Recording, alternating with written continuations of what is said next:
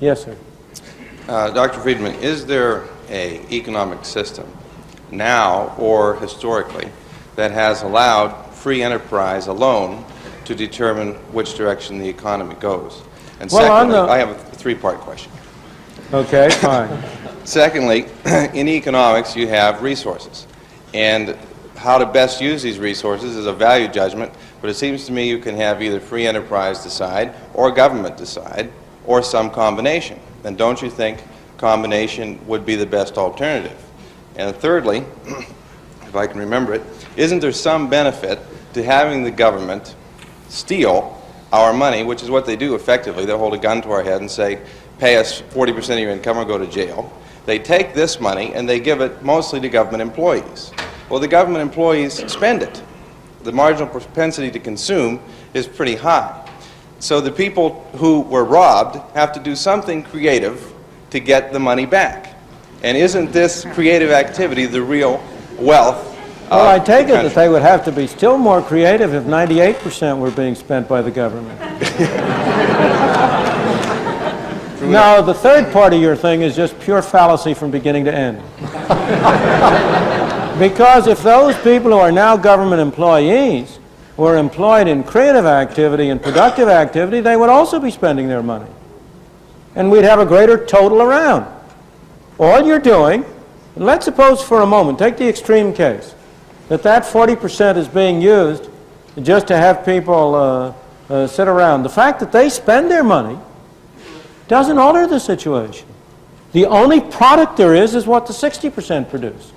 And that 60% is divided among the 100%. If those 40% are also producing goods, then there are more goods to go around among everybody. You are just involved in a fallacy of looking at dollars, which is important sometimes, instead of looking at the real product, the goods and services that people produce and people consume. Spending isn't good. What's good is producing. What we want to have is more goods and services. And as I say, the obvious indication that that's clear is that if your logic were right, it would apply it for 50%, 60%, 70, 90, 98, 100%. And obviously you would see that that would be a bunch of nonsense at that stage. It is desirable to have some money spent by government for those things, those services that we believe we can get more usefully and more effectively through government. If people are getting their money's worth, fine. That's why it's very desirable to have governmental expenditures take place at as local a level as possible. Because you, as a citizen of a small community, can judge whether you're getting your money's worth. You can decide that you want to spend it. But when it comes to the federal government, you tend to think that you're spending somebody else's money. And you are in a way. But he's spending yours. All right, now let me go back to the first two items. Is there any example of a society in which the fundamental determination of the direction of activity was determined by free enterprise, by free competition? Of course. Most of history. Most of societies today.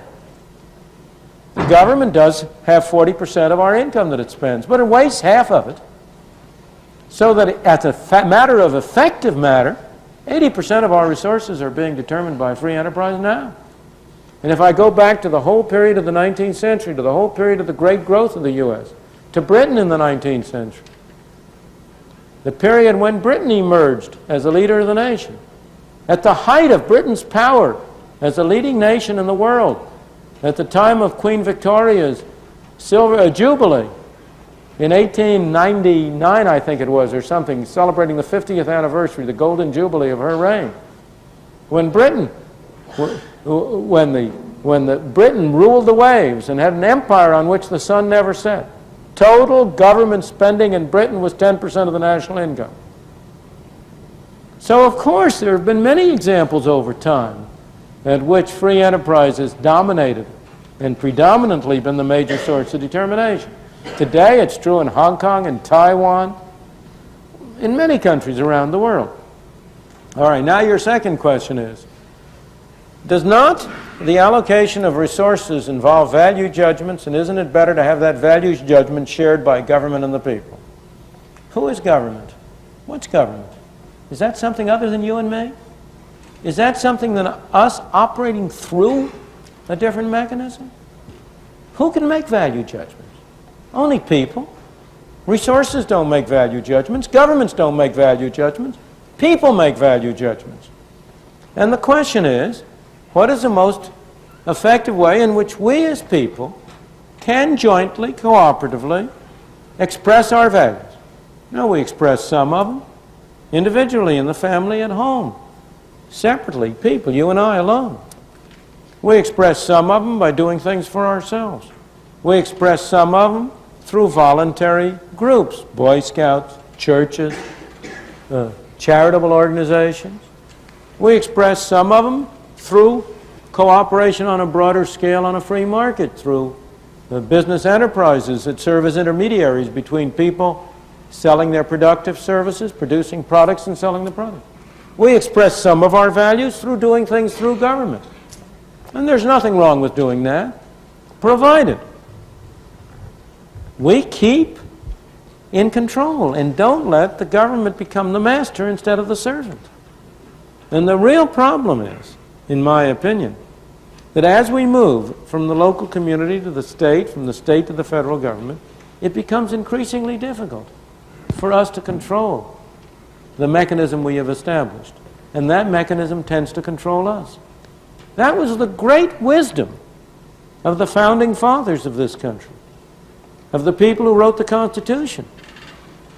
That Constitution was designed to limit government's powers in order to preserve the freedom of the individuals.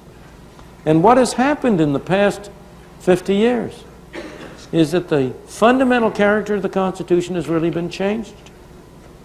We have broadened enormously the conception of what is a governmental power and what is not, and have departed from that limited government until we have created a Frankenstein, an unlimited government that threatens to destroy us.